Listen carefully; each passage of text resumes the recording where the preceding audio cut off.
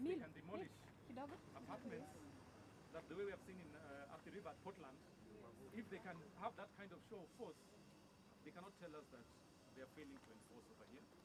Something is going on. Something is not right. We are not against development. All we are saying is abide by the law. Do the developments within the law, not outside of the law. Yeah. These people, like when MCA said, they build these units and they go away. They leave us struggling. They leave us suffering. If the sewage here is unable to cope with the numbers and it ruptures, the Chinese won't be here to suffer. We have children, we have families. These are our homes. Nairobi must work. Nairobi must work. Stop illegal developments. Involve stakeholders. Involve stakeholders. Involve stakeholders. Involve stakeholders. Nairobi must work. Nairobi must work. So we are here to express our anger because we have an illegal Chinese development that wants to put up a vertical slum over here. They're planning to do 512 apartments, 13 floors. And it appears that they want to create a concrete jungle, and they're not obeying the zoning guidelines. The zoning guidelines here stipulate that you have to be ground plus 4. And all the developers, most of the developers around here have kept to that. You can do maisonettes, you can do townhouses, you can do apartments up to 4 floors. But our friends, because we're not saying no to investors. We welcome the investors, whoever you are, Chinese, Indian, Pakistani, Somalis, Kenyans. Come and invest, but come and respect our guidelines, respect us. It is very offensive. If you look at what they're doing here, they have reached the bedrock, they've even hit a water source, and the water is already accumulating. This place does not have enough water. The roads are not adequate for such a building. There's not enough sewage. The sewage system is not good enough. On top of that, where will our children play? If you have a block of 512 apartments on less than an acre, or about an acre, it looks like an acre, where will the children play? In the basement? Where are they going to kick their footballs? Where are they going to ride their bikes? I'll give you an example. Gertrude Children's Hospital. It is expanding so much because the children are sick. They have nowhere to play. A kid needs to at least have 3 hours of play. If there's no green space, what do we expect? So we'd like to appeal to Sakaja, the governor, because the buck stops with him. They have come here several times, but the work has not stopped. The work is continuing. Only this morning they stopped because they knew we were coming here. But it appears that there's something not going right. We are going to protect our neighborhood and do everything. We'd also like to appreciate the other residents associations that have come here. We have several other chairmen who have come from other resident associations. They are together with us. And we also appreciate the support from the police. They're also here to protect us. But they must also enforce a court injunction. If you look here, we have court injunctions. Okay. They removed them. They removed the court injunction. Yeah. Okay. We have a letter from NCC. This is the court injunction. We also have a letter from NCC stopping them. But what is the use of a letter if it is not enforced? This is our court injunction. But it's not enforced. It's not enforced. What happened to the rule of law? It's not enforced. Now what wanaingia na kifua? Impunity. This is impunity in the highest order, right? And we know even tomorrow they might be here again to continue developing. We appeal to the city council mostly to come and stop this once and for all. And we wonder why NEMA issued a certificate. How could NEMA issue a certificate without involving us? We are organized, we have an association, but things are not working. Lazima Nairobi work. Lazima Nairobi work. Lazima Nairobi work. Stop illegal developments. Stop illegal developments. Lazima Nairobi work. Lazima Nairobi work. This stops today. This stops today. And we will not relent. We will not relent. Minor, and my name is Dirango Minor, and I represent Lavington residents. This is really a serious matter in Nairobi. We are seeing it everywhere, and we must stop. I just want to talk about one concept, the concept of public participation. The Constitution has clearly stated the public should be involved in various decisions, including change of user. Now, first, we are not getting consulted, number one. Number two, when we get consulted, our decisions and our advice is being ignored. Is being ignored. What was the purpose of the framers of the Constitution? What was the purpose of them saying public should be consulted if the public officials would not listen, cancel the advice from the residents? These are the residents. These are the neighbors. They live here, they live there, they live there.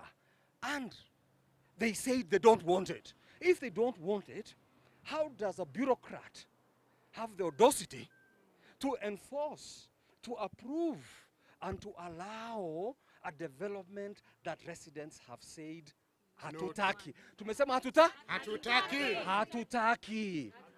Tumekataa. Tumekataa. Tumekataa. Tumekataa. We are addressing the governor of Nairobi directly, Governor Sakaja. Stop this now. Stop it. Stop it now. Thank you. Thank you. I noticed my friend Moses is a Kileleshwa MCA, Kilimani MCA. Asante sana kwa kutusaidia. He may also say a few words. Thank you so much. Sorry the residents have come late. First and foremost, want to really thank the residents that whatever they have done today, it is a good improvement, and me as the MCA and as I do part of my representation, I'm behind the residents and I'm willing to be with them until this project stops. I know, I've talked, as he has said, that he's talking to the governor directly. I've talked with the county secretary and they have told me that they have been given stopping orders until they comply with the request of the residents. So I believe that the contractor should pave immediately from the site until the residents' views have been taken care of. Thank you. They are ignoring those orders. Huh? What are you saying? Yes. Okay.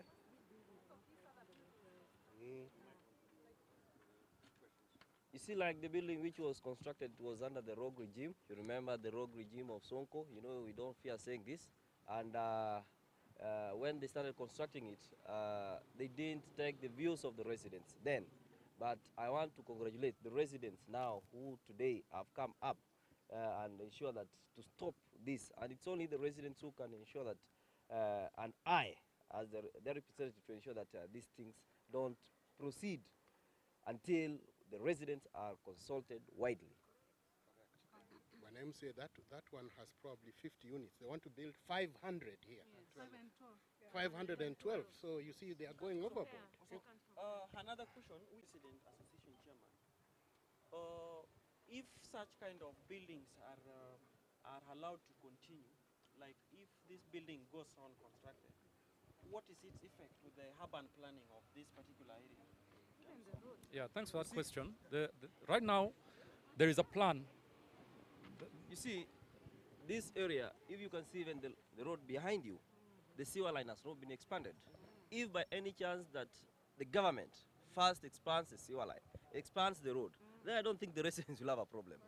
Because if you realize that if you do 500 units here, already the sewer, which was constructed in 90s, in around 60s, you see, it was only constructed for a small population. Fine, we may not deter the development, but we are also requesting the government first to expand the infrastructure which is there. Then I don't think the residents will have a problem. So another question, as the MC of this area, are you thinking or have you taken initiative of officially calling for or summoning the county officials who are approving such kind of? Yes, when the residents brought to my attention, I believe even they have more than 10 notices, this construction. The problem is that they are rogue. And our enforcement officers, that's why we are saying, even I've seen the police here, there is a court order. But the officers are unable to implement the court order. We don't know where these people are drawing powers from. And I'm aware that the Chinese developers, the Chinese developers have written to the president, asking the president to help them to continue doing wrong things. I want to tell these Chinese that they must coexist with the people. Correct. Correct. This Because is our home. with them, like you see the building just behind you, they built that building, they sold it to rogue people, they left. And they are the Chinese. So we are requesting the Chinese, they should coexist with the residents, with the people of the Republic of Kenya. Respect us. Yes.